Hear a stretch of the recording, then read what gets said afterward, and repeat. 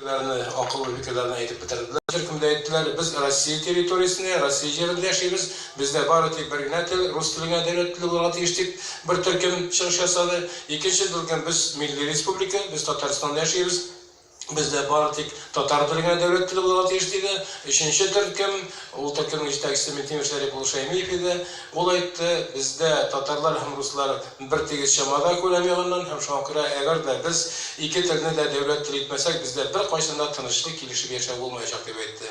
Hem şu variant ötdi, bu boshqacha bo'larga da mümkün tug'ildi. Chunki deputatlarning tovush bergan deputatlarning soni da yaqincha şu 50-50 idi, 50-50 idi. Eğer de biz birinchi variantni yaisa bilan ikkinchi variantni saylagan bo'lsak, ana bir qaysında biz tovush berib o'tkara olmaydik. Hem mana shu Metimirşehir buluşaymayıp taqdim etgan variantga dolayım biz tovush berdik, huquqladik. Hem mana shundan so'ng endi biz bu meseleni alğa çıkarıp zakonlarımızı kabul ete başladık. Tağın bir bek ihtibarga layıqlı misal keltiramiz sizge. Bizning konstitutsiyamiz kabul etildi 1992 yılının kuz ayında, noyabr ayında. Tiller turundagi zakonimiz ona kadar kabul etildi. Deklaratsiya kabul etilgandan so'ng eng birinchi kabul etilgan ishlagan zakonlarimizning birisi Tataristonda tiller turundagi zakon bo'ldi.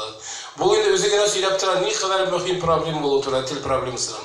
Chunki agar da biz o problemada o'rtaq til topmagan bo'lsak, til masalasida o'rtaq til topmagan bo'lsak, aytganimcha biz hech kimada o'zimizning respublikamizda tinchlik o'rnashtira olmaydik.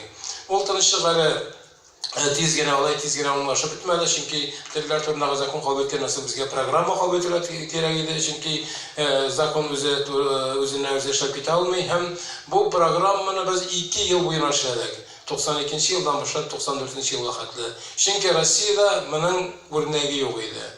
Buna kadar Rossiyada birgina tuvakda tiller turundagi zakon kabul etilmagan edi, ham uning programmasi kabul etilmagan edi. Şoňa ko'ra bizga turli illerning tajribasini öğrenirge to'g'ri keldi. Fanlar akademiyasi bilan birgalab, ham Tatariston davlat soveti deputatlari birgishlar birgalab mana 2 yil bo'yi programmani qabul etdik. Endi mana ko'pdan to'g'ri biz bu programmani endi 3-chi etapini qabul etdik. Ham bunisi menimcha eng o'ng'ishlisi deb sanayman. Nechun o'ng'ishlisi? Chunki bunisi finans yog'idan da niq biriktirilgan, ham bu bunisi endi tafsillabroq yozilgan edi, ham bunda javobli uyushma, javobli organ belgilangan edi.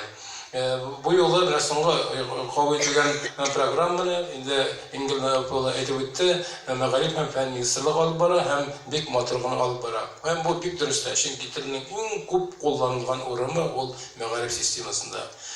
Ne için biz prezident derecesinde, hükümet derecesinde, devlet sovet derecesinde, ministrliklar derecesinde, ümmet cumhuriyet derecesinde tilga şu kadar ihtibar etamiz, hem Mag'aribga şu kadar ihtibar etamiz. Biz tilimizni saqlab qolaq deymiz. Til o'zingni bir nechta saqlab qolib bo'lmaydi. Milliy maktabdan, milliy Mag'aribdan boshqa tilni bir nechta saqlab qolib bo'lmaydi. Milliy maktabi, milliy Mag'aribi bo'lmagan xalqning kelajagi bekda umidli eta olmayman. Şoňa ko'ra biz ona e'tibor etamiz. Hech qanday aytamiz biz o haqda bahslarda bular tilni oilada saqlash kerak deb. Ergina o'zimizgan bo'lib o'zgan butun Tatar kongress qurultayında Qamariya xanım gimnaziya direktori bek ochiq aytib aytdi bu turda. Bugungi kunda bizning shaharda yashovchi, Berata shaharida yashovchi oilalarimizning yartisidan ko'pragi, balki 75-80% oilada tatarcha сөйләшә olmaydi. Chunki ularning abi babalarida, ati-anilarda tatarcha bilmaydi. Ular nechik yetib oilada tatarcha сөйләшsinlər də, nechik yetib o'zlarining bolalarini tatarchaga o'rgatsinlər deydi. Belgili oilada tatar tilini e'tiborga oltirga kerak. Onday oilalar ko'proq bo'lgan sayin bizga u yaxshiroq bo'lacak. Ammo lekin baribir tüp yukni bolalar bog'chasi ham maktab tortirga tegish.